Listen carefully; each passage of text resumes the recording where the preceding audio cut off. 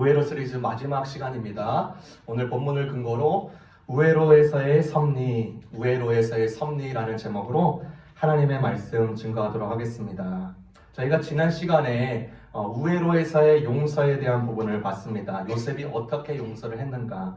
용서는 크게 두 가지 용서가 있다. 첫 번째 일방적인 용서가 있고 두 번째 서로 주고받는 용서가 있다. 일방적인 용서는 가해자가 여전히 나에게 잘못함에도 불구하고 회개하지 않고 돌이키지 않고 그 마음의 고집을 꺾으려 하지 않을 때에도 내가 그를 용서함으로써 내 스스로 가두는 이 감옥으로부터 탈출할 수 있기 때문에 그것을 일방적인 용서로 그것을 진행한다.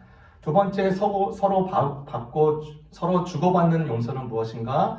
나에게 피해를 입힌 가해자에 대해서 이 가해자가 그 마음을 누르고 또 그 마음을 변화시켜서 회개하고 또 돌이켜서 잘못된 것을 뉘우치고 하면서 이 피해자에게 와서 용서를 구할 때 이때 피해자는 가해자에 대해서 또 용서를 베풀 수 있다. 그래서 서로 주고받는 용서는 용서에서 끝나지 않고 반드시 화해로 끝나기 때문에 더욱더 유익하다라는 것을 봤습니다. 그래서 요셉은 형들과 일방적인 용서가 아니라 서로 주고받는 용서를 통해서 이 형들과 화목한 관계, 화해의 관계로 나아가는 것을 우리가 지난 시간에 나누었습니다.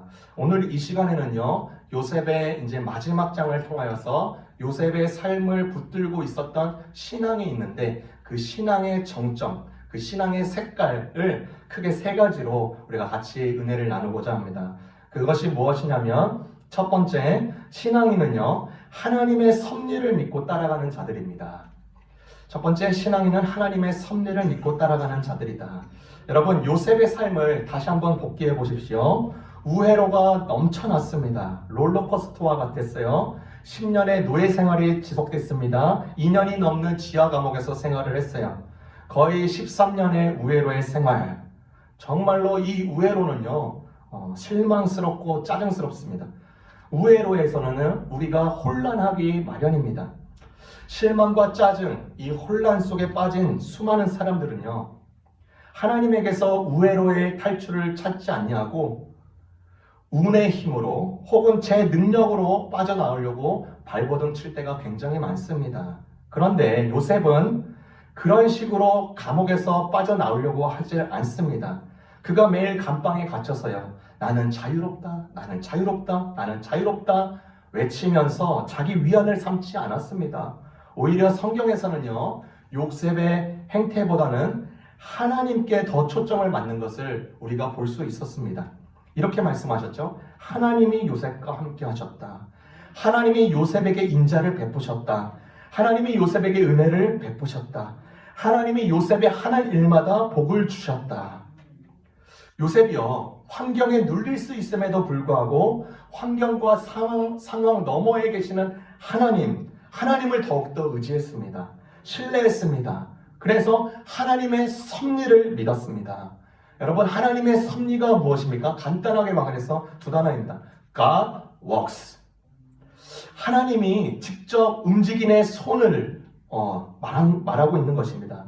여러분, 구약 성경은요, 총 39권이 되어 있습니다. 모세오경 5권, 역사서 12권, 그 다음에 예언서 17권, 시가서 5권 이렇게 되어 있는데 시가서를 뺀 나머지 모세오경, 역사서, 그 다음에 예언서는요, 하나님의 행동 계시, 하나님이 직접 일하심이 나타나고 그 다음에 예언서를 통해서는요, 하나님의 말씀 계시, 이것이 두드러지게 나타납니다. 그런데 특별히 어떻게 해요? 사람을 통해서 일하심을 보여줍니다. 이것이 구약성경에 가득 차 있습니다.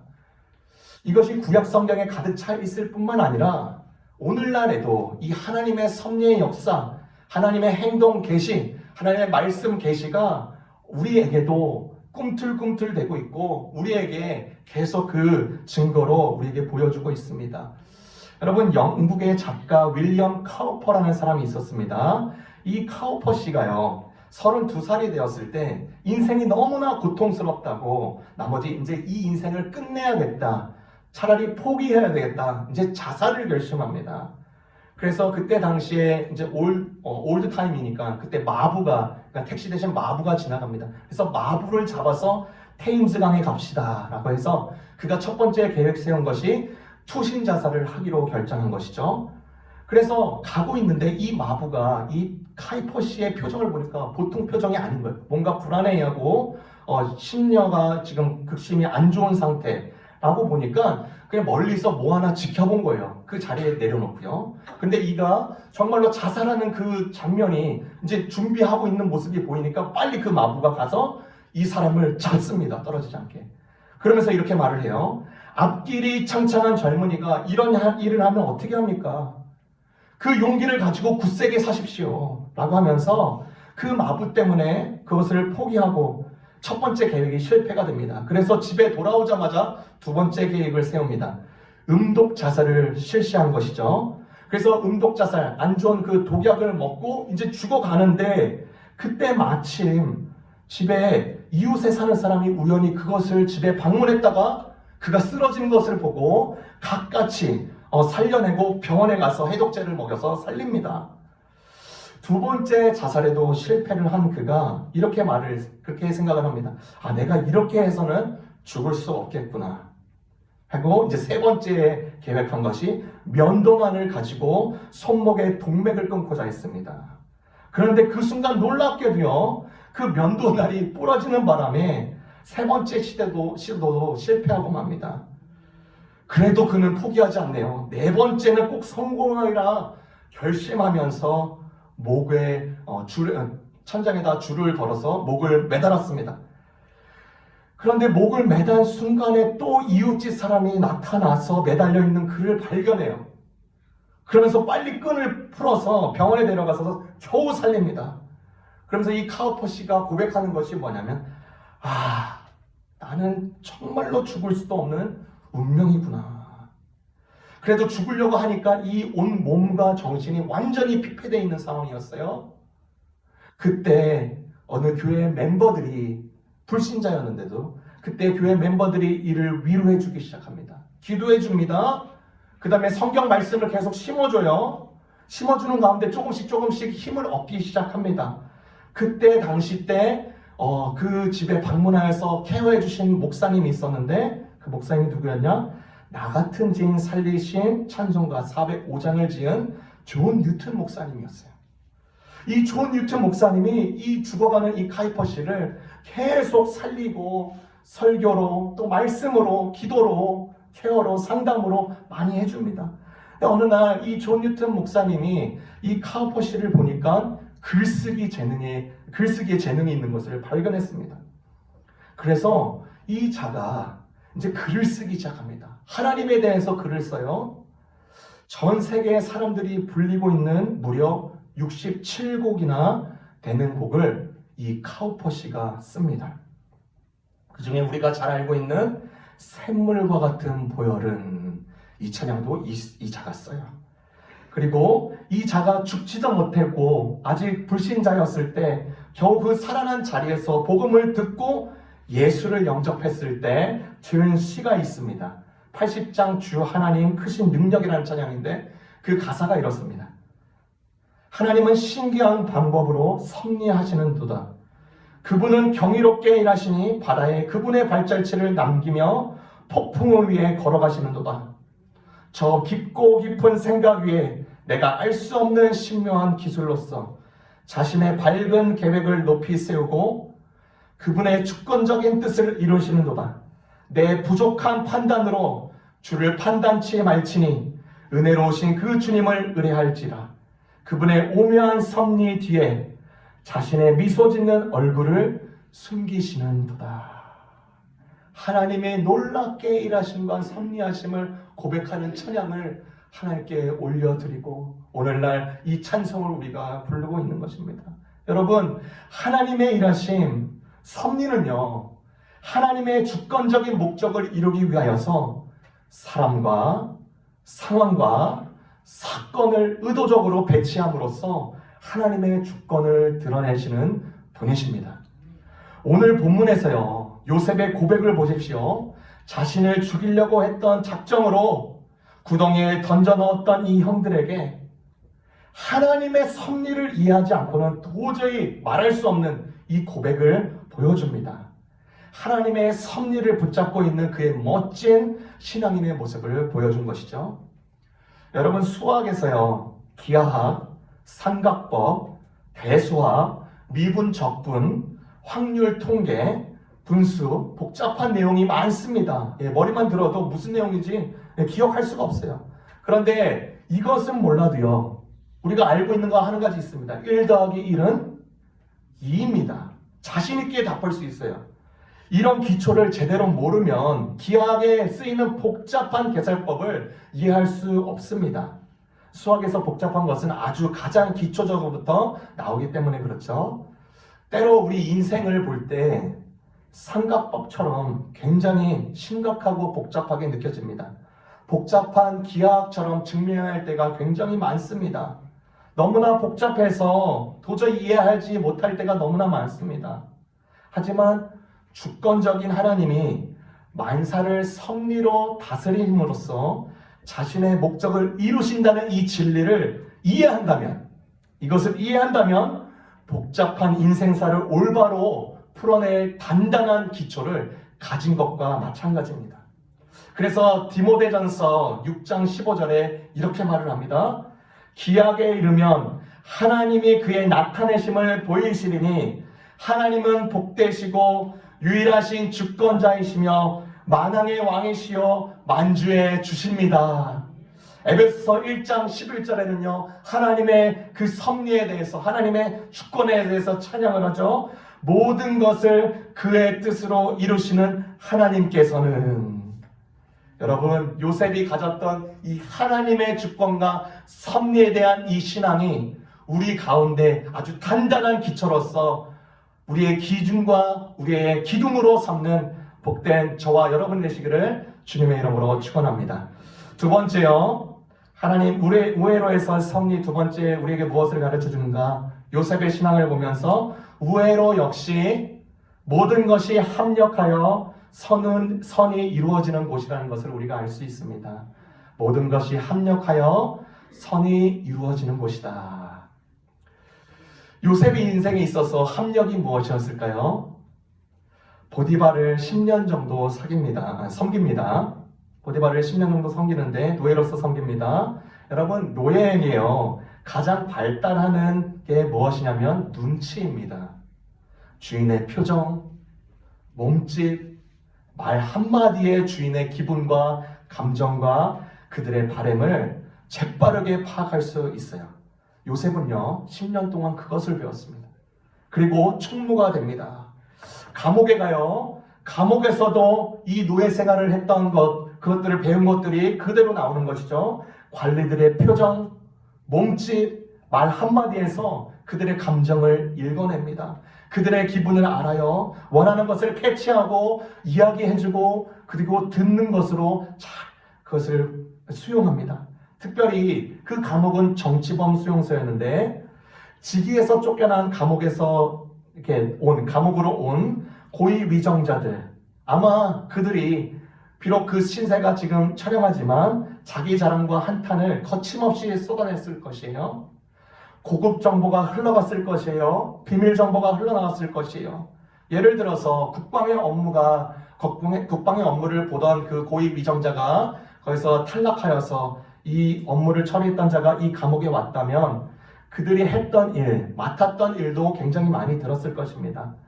왜 그 관리가 실패했는지 요셉은 알았을 것이에요. 그리고 정책적으로 어떻게 해야지 실패하지 않는지 그 대안도 이렇게 공부하고 생각해 봤을 것입니다. 하나님께서 시적절하게 상황을 만들어 가시며 그 상황에 맞는 사람들을 보내주신 것이죠. 노예 때부터 배운 인간관계의 방법, 재산을 어떻게 관리해야 되는가, 사람들을 어떻게 배치하고 일하게 되는지를 다 배웠습니다. 또 정치법 감옥소에서는 총리가 되는데 필요한 능력, 소양과 정치술, 처세술, 문화, 그 다음에 국방, 모든 정치 감각을 다 배웁니다. 여러분, 이것을 운이라고 말할 수 있습니까? 한 번도 아니고 그의 형들을 만나기 직전까지 22년의 세월이 지나가면서 하나님의 섭리에 의해서 만들어지고 모든 것이 다듬어지는 이 선한 그림이요, 점차 옅은 그림이었는데 점차 이제 진하게 보이기 시작하는 거예요. 모든 것을 재료 삼아서 하나님이 이것들을 아주 선으로 드러내고 있는 것이죠. 요셉의 상황을 볼 때 선한 그림만 나온 것이 아닙니다. 분명히 악한 그림이 그의 삶을 회방하는 것처럼 보입니다. 그러나 그의 고백을 보십시오. 그의 고백에서 이 두 단어는 아주 강력한 힘을 가지고 있습니다. 창세기 50장 20절입니다. 당신들을 나를 해하려 하였으나 하나님은 그것을 선으로 바꾸사 오늘과 같이 많은 백성의 생명을 구원하게 하시려 하셨나니. 영어 성경에 보니까 You intended to harm me, but God intended it for good. 여러분, 이 두 단어 but God, 이것이 굉장히 중요한 것입니다. 모든 것이 일어났어도 but God만 있으면 정말로 하나님께서 일하심을 나타내고 나의 신앙이 이곳에 초점이 맞춰 있다면 모든 것이 선한 그림이 아니고 악한 그림일지라도 하나님이 이곳 가운데 이 악한 그림도 나에게 끼워 맞춰서 선을 이룬다. 왜? But God이기 때문에. But God. 하나님이요, 우리에게 항상 좋은 일만 일어나게 해주시지 않습니다. 하나님은 요셉의 이야기를 통해서도 나쁜 상황 속에서도 역사하신다는 사실을 보여줘요. 섭리는 악한 것을 사용하여 선한 것을 낳는 과정도 포함하기 때문입니다. 그래서 모든 것을 재료 삼아, 소재 삼아 만들어 가시는 하나님, 참으로 좋으신 하나님. 여러분, 초대 그리스도교를 한번 생각해 보십시오. 초대 교회 때 이 초대 그리스도교가 로마의 카타콤, 지하 묘지에서 숨어서 예배하다가 잡혀서 박해당하는 경우가 굉장히 많았습니다. 박해뿐만 아니라 순교를 당했습니다. 그런데 하나님은 그 박해로 인하여서 더욱더 많은 사람들이 그 올가매져 있던 그 지역을 넘어서 더욱더 많은 지역으로 나가기 시작합니다. 그래서 예수님이 더 높은 곳으로, 더 넓은 곳으로 증거가 되었고 선교적인 교회를, 그 사명을 감당할 수 있게 됩니다. 여러분, 빌라도를 보십시오. 빌라도는요, 죄 없으신 예수님을 대해서 형을 집행하는 오판을 저지릅니다. 가야바 대제사장은 역사적인 큰 과오를 저질러서 예수를 재판장으로 넘기는 데 큰 일을 해요. 그들의 부추김에 노란한 모든 대중의 어림 속에서도 But God, 예수님의 십자가의 처형을 허용하십니다. But God, 하나님은 거기서 멈추지 않으시고 예수님을 생명의 영으로 다시 부활케 하여 주셔서 부활주로 우리와 함께 해서 여전히 올 세대와 다가올 세대들에 대해서 만왕의 왕이요 만주의 주로서 여전히 역사하고 계십니다. 어떻게 이 일이 가능할까요? But God입니다. But God. 하지만 하나님은 이곳 가운데 일하신다. 모든 상황을 다 조화롭게 정말로 기가 막히게 만드신다. 여러분, 예전에 TV 프로그램 중에서 이런 프로그램이 있습니다. 냉장고를 부탁해. 아시는 분은 아실 거예요. 냉장고를 부탁해. 뭐냐면 연예인들의 그 집안에 있는 냉장고를 그 스튜디오에 갖고 옵니다. 그래서 그 냉장고에 있는 이 재료를 여러 요리사들이 그것을 보고 맛있는 요리를 만들어서 그 다음에 이 연예인, 이 해당 당사자의 냉장고 주인이 그것을 맛을 보고 평가하는 그 컴피티션의 그 프로그램이죠. 어느 날 그 한 연예인이 냉장고를 갖고 왔는데 정말로 말도 안 되는 그 냉장고 안에 말도 안 되는 재료만 있는 거예요. 심지어 유통기간이 지난 것도 있고 정말로 뭐 재료가 없어요. 뭐 두세 가지. 그 다음에 버려야 될 것도 있고 정말 말도 안 되는 것이에요. 요리사들이 그 냉장고를 보면서 헛웃음을 짓습니다. 내가 저것을 뭘 만들까? 그런데 한 1분이 지났을까요? 요리사들의 눈빛이 딱 변합니다. 그러면서 이 난잡하고 정말로 쓸모없을 이 재료들도 요리사 눈에는요, 퍼즐이 단 한 번에 맞춰지는 것입니다. 그리고 요리사는요, 그 컨셉을 가지고 아주 훌륭한 요리를 만들어서 그 레시피를 대중들에게 공개했고 그 대중들이 이 레시피대로 많이 사용하고 있어요. 정말로 뛰어난 음식이 나와서 이 연예인조차도 깜짝 놀란 것이죠. 여러분, 하나님은 어떨까요? 여러분, 요리사들이 그 가지고 있는 이 컨셉으로 놀라운 작품이 일어났다면 하나님은 한 가지 컨셉만 가진 분이 아닙니다.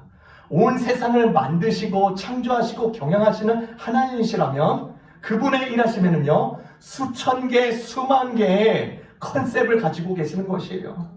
그것을 조화롭게 맞추고 조율하실 수 있는 충분하신 하나님이 되심을 우리가 믿고 있는 것이죠.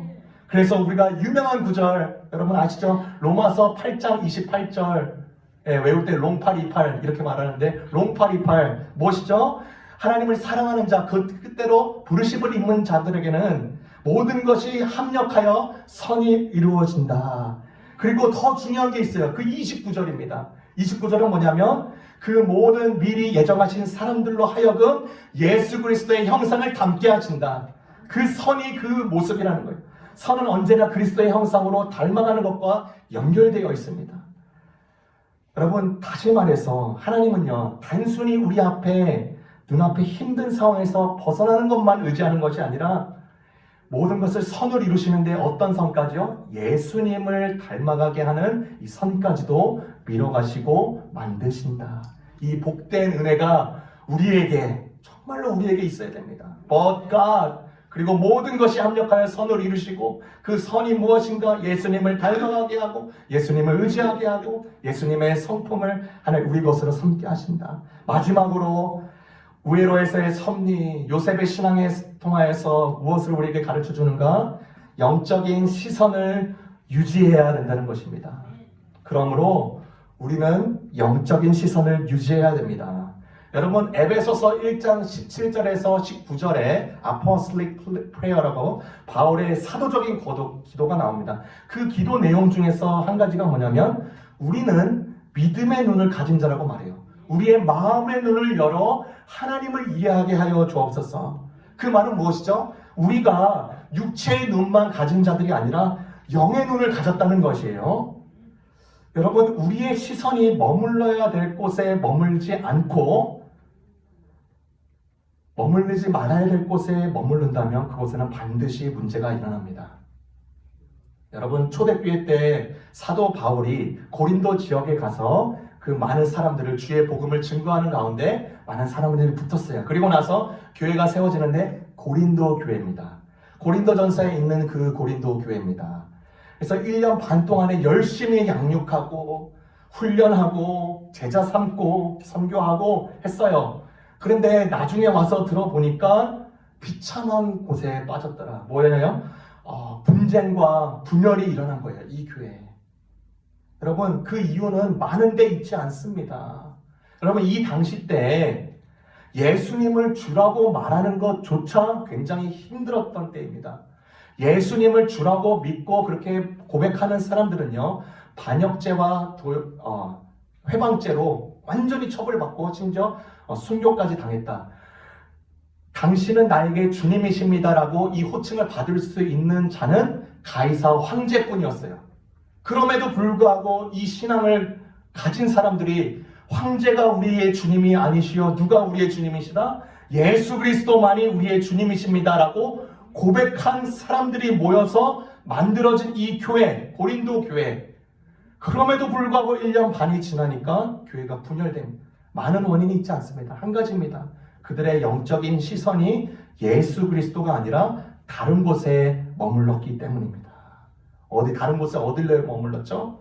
바울파, 아볼로파, 베드로파. 이들은 예수 그리스도가 중심이고 예수 그리스도만이 충분하십니다. 우리가 이 교회가 예수 그리스도의 몸이라고 증거되는 것이 아니라 계속 사람을 의지하기 시작합니다. 이와 관계를 더욱더 추구해요. 저 그룹에 속해야지 더 뛰어난 사람이지. 나는 바울 그룹에 속한 사람이야. 나는 아볼로 그룹에 속한 사람이야. 무슨 소리야? 나는 베드로의 그룹에 속한 사람이야. 이러니 교회가 난장판이 되고 분열되기 시작합니다. 영적인 시선이 고정돼야 될 곳에 고정되지 않으면 신앙이 추함이 드러난다라는 것을 우리가 알 수 있습니다. 여러분, 며칠 전에 제가 이제 제 와이프와 이제 이렇게 놀죠. 이렇게 집에서 이제 TV도 보고 애기도 보면서 이렇게 얘기를 하는데, 그날따라 제가 좀 이렇게 장난을 치고 싶은 거예요. 제 와이프한테 그냥 좀 놀렸습니다. 예. 이제 놀렸고, 그다음에 놀린 것뿐만 아니라 제가 잔소리를 좀 했어요. 싱크대에 제발 그 밥에 있는 그 음식을 좀 거기 통에다 넣고 물을 좀 떠놓으면 다음에 내가 설거지할 때 편하잖아. 근데 항상 이렇게 그 음식을 남긴 채 그냥 싱크대에 넣어놓는 거예요. 물도 안 담가놔요. 그러니까 힘들잖아요. 그리고 왜 이렇게 하냐, 뭐 쓰레기통을, 별별 잔소리가 한 두세 개 연달아 콤보로 나왔습니다. 그러니까 이 와이프가 이제 열받은 거예요. 좀 약간 잔소리 듣기 싫잖아요. 그랬더니 이 말을 하더라고요. 여보, 미국 속담에 이런 속담이 있어. 밥 주는 자의 손을 깨물지 말라. 좀 지혜롭게 사세요. 이 말을 하더라고요. 그래서 제가 그거에 대해서 어떠한 말도 이렇게 대꾸를 못했어요. 저의 상황이 딱 들어맞았어요. 눈을 감고 밥 주는 자의 손을 깨물고 있는 거예요. 계속. 여러분, 우리가 마찬가지입니다. 우리의 믿음의 눈을 감으면요, 하나님 안중에도 없습니다. 하나님 무시합니다. 하나님 깨무는 겁니다. 근데 우리의 마음의 눈을 하나님께 둘 때, 우리의 마음을 둘 때, 나의 모든 것 되시는 분께 둘 때, 우리의 신앙도, 우리의 시선도 계속 거기에 머물게 되는 것입니다. 여러분, 요셉이요, 어릴 적에 이 영적인 시선에 대한 훈련을 많이 받았을 것이에요. 어떻게 받았을까? 어릴 적부터 이 신앙 교육이 있었어요. 그의 할아버지 이삭입니다. 그 이삭이 60세 때 야곱을 낳습니다. 그리고 180세 때 죽습니다. 그 이삭이 180대 죽기 전에 야곱, 그의 아들이 120세 때까지는 이삭이 살아있던 것이에요. 그러니까 야곱이 120세, 그 다음에 이제 거의 이삭이 180대 때까지, 그 전까지 계속 이 3세대가 계속 사는 것이죠. 그 요셉 형들이 나이 차이가 많으니까 형들이 양을 치러 갈 때는요, 요셉은 아마도 이삭과 야곱이 집안에 함께 머무를 때가 많았을 것이에요.